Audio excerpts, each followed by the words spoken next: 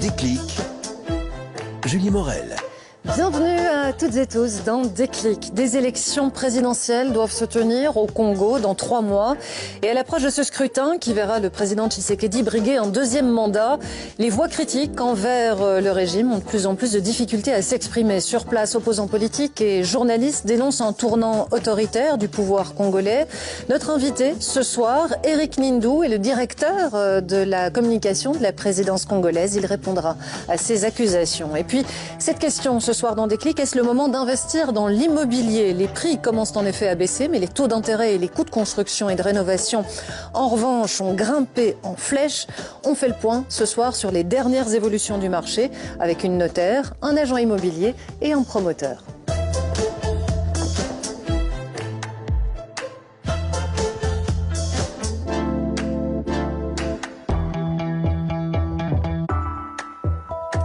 Bonsoir à toutes et tous, j'espère que vous allez bien en ce début de soirée. À mes côtés ce soir pour explorer l'actualité, il y a Imad Messoudi et Benoît Feit. Bonsoir messieurs, je salue également notre premier invité, Eric Nindou. Bonsoir, directeur de la communication de la présidence en RDC.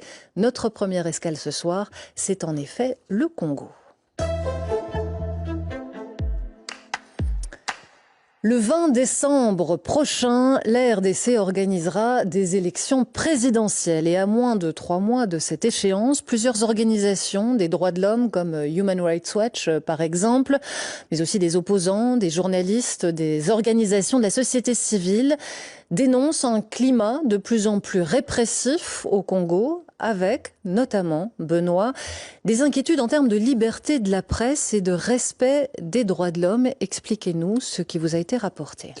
Oui, en fait, cette inquiétude se cristallise notamment autour du sort qui est réservé à un journaliste, Stanis Boujakera, qui est un éminent journaliste congolais, le plus suivi sur X, ex-Twitter au Congo. Il est le directeur adjoint d'une publication de médias en ligne, actualité.cd, qui est peut-être un des organes de presse les plus rigoureux au Congo aujourd'hui. Il est également le correspondant de l'agence de presse Reuters à Kinshasa et correspondant du magazine Jeune Afrique. Il a été arrêté il y a près de 3 semaines à l'aéroport de Kinshasa, alors qu'il s'apprêtait à prendre un vol pour Lubumbashi pour des questions professionnelles. Et il est toujours en prison, aujourd'hui officiellement en détention préventive. Que lui reproche la justice? Mais il est accusé de propagation de faux bruits et de diffusion de fausses informations suite à la publication d'un article de Jeune Afrique, son magazine pour lequel il est correspondant, un article qu'il n'a pas signé, précisons-le, et qui mettait en cause les renseignements militaires dans une sombre affaire d'assassinat politique, l'assassinat d'un ancien ministre qui a rejoint les rangs de l'opposition aujourd'hui, à savoir Chérubin Okende, qui était retrouvé mort dans son véhicule après avoir disparu sur le parking de la Cour constitutionnelle à Kinshasa. Un assassinat qui a fait grand bruit et sur lequel Stanis Boujakera enquêtait depuis lors. Et ce n'est là, Julie, qu'un seul exemple parmi d'autres de pression qui s'exerce sur les journalistes au Congo aujourd'hui. C'est un cas considéré comme emblématique. On parle de répression également à l'égard de la population, de la société civile. Oui, plusieurs événements ont mis en cause les forces de sécurité ces derniers mois dans la répression brutale, il faut bien le dire, de plusieurs manifestations organisées par des partis d'opposition à Kinshasa notamment. Une répression qui a culminé en août dernier lorsque des civils, membres d'une secte religieuse, ont été massacrés à Goma par des éléments de la garde républicaine qui dépend directement du chef de l'État, alors que ces civils s'apprêtaient simplement à manifester pacifiquement contre la présence de la mission des Nations Unies au Congo. Bilan, une 50aine de morts et des dizaines de blessés. Journalistes, population civile, on parle de répression aussi à l'égard des opposants politiques au pouvoir actuel. Oui, ces derniers mois, plusieurs manifestations de candidats de l'opposition ont elles aussi été réprimées brutalement par les forces de l'ordre. Plus récemment, Salomon Kalonda, le bras droit de l'opposant Moïse Katumbi, a lui été arrêté par la garde républicaine à l'aéroport de Kinshasa. Tout d'abord pour port d'armes illégal, une charge qui n'est plus retenue aujourd'hui. On parle actuellement de trahison par intelligence avec le Rwanda. Son procès se tient en ce moment devant un tribunal militaire, ce que dénoncent ses avocats belges qui par ailleurs n'ont pas reçu de visa pour aller défendre leurs clients sur place. Tout ceci, Julie, prend une tournure encore plus inquiétante quand on se souvient de ce discours prononcé par le président Tshisekedi en juin dernier, un discours que je vous propose d'écouter. Je m'attaquerai sans hésitation, sans remords, à tout Congolais qui mettrait en danger la sécurité et la stabilité de notre pays. Peu importe ce qu'on en dira, violation des droits de l'homme, privation de liberté, je n'en démordrai pas. Discours tenu par Félix Tshisekedi au mois de juin, donc. Et c'est vrai, Eric Nindou, que les mots du président Tshisekedi, à ce moment-là, quand on les met en parallèle avec ce que Benoît Feit vient d'expliquer, ça interroge sur la situation. Quand Félix Tshisekedi dit violation des droits de l'homme, privation de liberté, qu'importe, je n'en démordrai pas, c'est la sécurité du territoire congolais qui aujourd'hui est la priorité. Ça veut dire que ces éléments-là n'ont pas d'importance dans le contexte actuel ? Merci Julie. Plusieurs choses à dire d'abord. Le commentaire de M. Feit est non seulement partiel, mais il est très partial en fait. Parce que si vous suivez la séquence du discours du président, il faut mettre ce qui se dit juste après. Alors si vous l'avez suivi dans son entièreté, parce que c'était un discours où le président rendait hommage à Monseigneur Kassanda qui fêtait ses 25 ans de diocèse à Mbujimaï, il termine cette séquence-là par dire « Je n'en demanderai pas, mais démocrate je suis, démocrate je demeure ». Et il rappelle même l'heureuse mémoire de son père, Étienne Tshisekedi, qui a été en fait le père de la démocratie congolaise, puisque ça a été le grand opposant, notamment au maréchal Mobutu. Donc, il faut suivre les choses dans toute leur séquence. Donc, de ce discours, vous, c'est la fin que vous retenez, cela dit? Non, je dis la fin, elle permet de contextualiser les choses. Ouais. En fait, quand on écoute tout le discours dans son entièreté, on comprend bien que le président veut dire ceci: je demeure démocrate, je me battrai toujours pour l'état de droit au Congo, mais n'empêche, je me battrai aussi pour les questions de sécurité. Parce qu'actuellement, vous n'êtes pas sans l'ignorer, le Congo subit une agression qui dure depuis près d'une trentaine d'années et qui est récurrente à l'est de son territoire, donc dans le Kivu, mais même aussi dans l'Ituri, mais notamment menée par le Rwanda via des proxys, c'est-à-dire via des milices que le Rwanda alimente. Des rapports de l'ONU, de multiples rapports de l'ONU l'ont prouvé. Ils sont armés, financés, aidés par le Rwanda. Notamment, la dernière en date, c'est le fameux M23.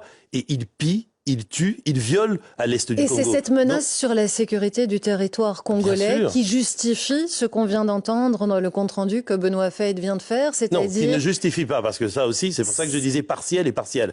Partiel, parce que j'ai l'impression que c'est le point de vue un peu de l'opposition congolaise. Mais bon, ça, l'opposition, je peux comprendre, mais pas un journaliste talentueux comme Benoît Feit. Et partiel, pourquoi? Parce que, comme je dis, on sort les choses de ce contexte, et puis surtout, on pointe certaines questions, mais comme vous l'avez dit. Prenons les choses point par point. Oui, voilà, prenons les choses point par point. Un journaliste, un des plus suivis... Absolument, que je connais personnellement d'ailleurs. Un des plus suivis au Congo, un jeune journaliste très talentueux. Qui ne signe vraisemblablement même pas l'article incriminé et qui se retrouve aujourd'hui en prison. Est-ce que c'est un message du pouvoir congolais?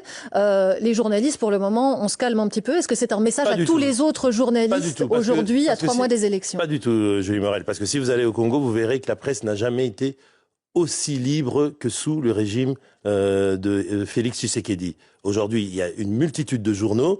Il y a une loi sur la liberté de la presse qui a été votée en 2023, là au mois de mars. Elle a été promulguée.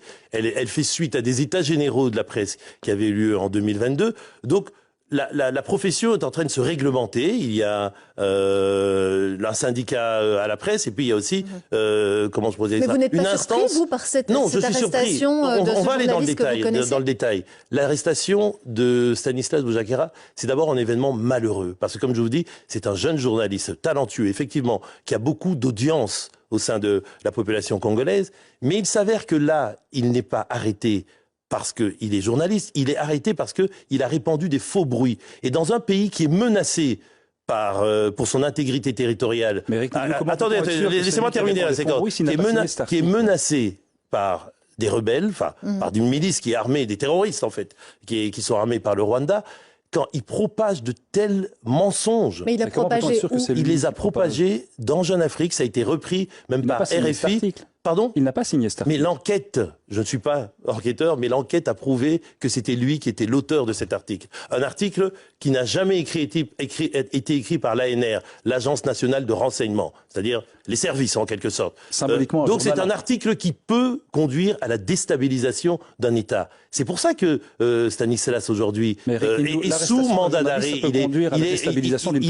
C'est une arrestation provisoire. Il y a un procès qui est en cours. Il a accès à des avocats. Il est suivi. Et le président, lors de son séjour à New York, il y était récemment. Il a tenu une conférence de presse et il l'a dit d'ailleurs devant la presse. Il a dit: je m'assurerai moi-même qu'il n'arrive à rien de mal à Stanislas. C'est-à-dire que son intégrité physique... Oui, mais ça, c'est la procédure judiciaire. C'est la procédure. C'est un fait grave, quand même, de répandre de fausses affirmations, de mettre en cause des services... Mais donc vous contestez que c'est un signal envoyé aujourd'hui à la presse congolaise? Pas du tout, pas du tout. C'est un événement malheureux, parce que ce soit Stani ou quelqu'un d'autre qui l'ait fait, il y aurait eu la même démarche de la part des enquêteurs. Parce que le fait, c'est répandre des faux bruits. Vous savez très bien que même la Belgique aussi y est confrontée. C'est-à-dire, avec les réseaux sociaux, la prolifération des fake news sur les réseaux sociaux, ça peut déstabiliser un État, surtout en cette période sensible qui est la pré-campagne. Et on va aller vers la campagne électorale. On passe au second point. Une autre accusation qui est faite aujourd'hui, c'est la répression sur les populations civiles. Alors c'est la garde républicaine qui est directement mise en cause. L'ONU elle-même s'interroge, en tout cas, sur le rôle que cette garde républicaine, donc qui dépend directement du pouvoir, joue aujourd'hui dans certains massacres. Est-ce que le pouvoir congolais a le contrôle sur cette garde républicaine? Comment expliquer ce qui s'est passé, par exemple, à Goma? Non, Julie Morel, soyons précis. Ne dites pas dans certains massacres. Il n'y en a pas eu 10. Il n'y en a eu qu'un. Et c'est un fait malheureux, regretté, condamné par le pouvoir, par le gouvernement, par le président Tshisekedi lui-même, qui a dit que c'était inacceptable ce qui s'est passé à Goma. De ce point de vue, il y a une enquête qui est en cours. Il y a déjà une dizaine de militaires qui ont été mis en prison. Et l'enquête continue. Est-ce que l'armée est sous contrôle? Bien sûr, l'armée est sous contrôle. Mais il faut aussi voir d'où vient cette armée. C'est une armée qui vient de multiples phénomènes de regroupement avec des rebelles et tout. Et le président Tshisekedi a hérité de cette armée qui était en quelque sorte dans un état, disons-le, pas très en forme. Et il a mené toute une politique de réforme de l'armée. Et notre armée est en train de monter en puissance justement pour pouvoir assumer son rôle régalien de maintenir la sécurité du territoire et l'intégrité de nos territoires également. Donc, pour être bien précis, le massacre de Goma, puisque c'est de ça qu'il s'agit, c'est un fait malheureux qui a été condamné par tout le monde, par le président en premier. Et les coupables seront punis. Les enquêtes sont en cours, il y a même un procès qui a débuté à cet effet. Donc, il n'y a aucun doute là-dessus. Benoît, on le disait, les élections auront lieu dans moins de 3 mois, le 20 décembre précisément, si le calendrier est respecté. Le président sortant, Félix Tshisekedi, aujourd'hui, tout le monde l'observe, il part avec un sérieux avantage. Oui, de toute évidence, parce que le président est déjà en place, il est visible, il est très présent dans les médias, il est aussi entouré d'une série de ténors de la politique congolaise pour se lancer dans cette campagne présidentielle, des ténors de la politique congolaise qui représentent un petit peu toutes les provinces, et on sait qu'au Congo, le vote provincial reste très important. Donc ça donne un avantage certain au président. Une élection qui se jouera, rappelons-le aussi, à un seul tour, ce qui est donc aussi quelque chose qui... C'est la Constitution. Voilà, oui, mais c'est aussi une facilité pour un président sortant de se lancer dans une élection organisée à un tour. Alors, face à Félix Tshisekedi, il y a évidemment plusieurs candidats qui sont déjà plus ou moins déclarés. L'enrôlement officiel est seulement en cours à présent, donc on le saura seulement... Non, il est terminé. L'enrôlement est terminé. Donc il n'y aura plus de surprise. Non, vous dites l'enrôlement des candidats. Des candidats. Ah non, oui, des candidats, non, c'est pas terminé. Je parlais de l'enrôlement. D'ailleurs, le président n'a même pas encore présenté officiellement sa candidature. Il le fera dans les jours qui viennent. On peut avoir une exclusivité. Pardon ? On peut avoir une exclusivité ici. Il sera candidat. Il sera candidat. Ce n'est un secret pour personne. Ce n'est un secret pour personne. Merci pour la RTBF. Et il va gagner. On vous réinvitera pour en parler d'ici fin décembre. À côté du président sortant, évidemment, d'autres grands noms de la politique congolaise qui vont certainement, en tout cas, ils vont déjà annoncer leur intention de se lancer dans cette course. Évidemment, Moïse Katumbi, l'ex-gouverneur du Katanga, dont le bras droit, Salomon Kalonda, on en a parlé, a été arrêté et qui est actuellement donc jugé devant une cour militaire. Moïse Katumbi qui a également perdu un collaborateur précieux, la personne de Chérubin Okende, qui a été assassiné cet été dans des conditions toujours non élucidées après avoir disparu sur le parking de la Cour constitutionnelle. Donc ce candidat Moïse Katumbi part un peu en ordre de bataille avec quelques désavantages lui de ce côté-là. Un autre nom circule également, il y a celui de Martin Fayulu qui, vous allez le rappeler certainement dans quelques instants, considère lui qu'il est le véritable vainqueur des dernières élections. Il va peut-être se représenter, il l'évoque après s'être éventuellement rétracté, c'est une possibilité également. Et un autre nom circule que nous connaissons bien ici en Belgique, c'est celui du docteur Denis Mukwege, le prix Nobel de la paix échappé 2018. Mais lui, son nom circule depuis de nombreux mois, mais il n'a toujours pas annoncé officiellement sa possible candidature à cette élection. Le docteur Mukwege, très connu à l'international, reste à voir au sein du pays quelle est son aura et s'il a des chances, par exemple, dans cette élection. Alors, quelle garantie de transparence pour ces élections le 20 décembre, Éric Nindou? C'est vrai que des questions se posent,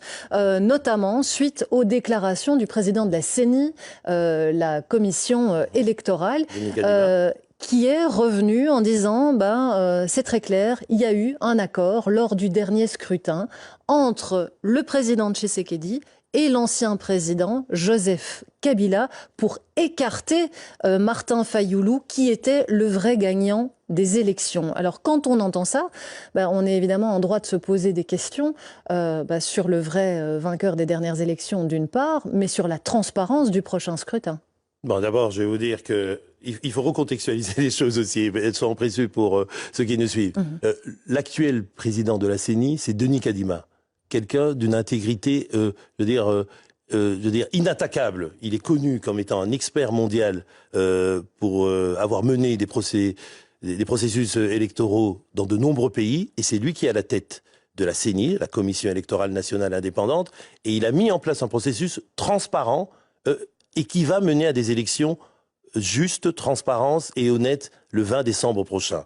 Et d'ailleurs, tous ceux qui veulent, s'y intéresser, le président a lancé un appel récemment, il l'a dit, j'appelle tous nos partenaires, l'Union européenne, la Belgique, la France, enfin, tous ceux qui veulent, venir nous accompagner pour aider à ce que ce processus électoral se passe bien à venir. Vous louez les qualités de ce président de la CENI, mais donc il y a un ancien... Non, c'est pour ça, c'est pour bien préciser. Mais il y a un les élections de décembre se passeront très bien, quoi qu'en dise l'opposition. Et c'est normal, c'est le jeu de l'opposition que de dire que ça va mal se passer, parce que tout simplement, tous les Congolais ils ont voter, peur. Parce qu'on sait qu'il y a 2 provinces qui sont pour l'instant en état de siège, il y a un problème avec l'enrôlement. Est-ce que tous les Congolais vont vraiment pouvoir aller voter à ces élections?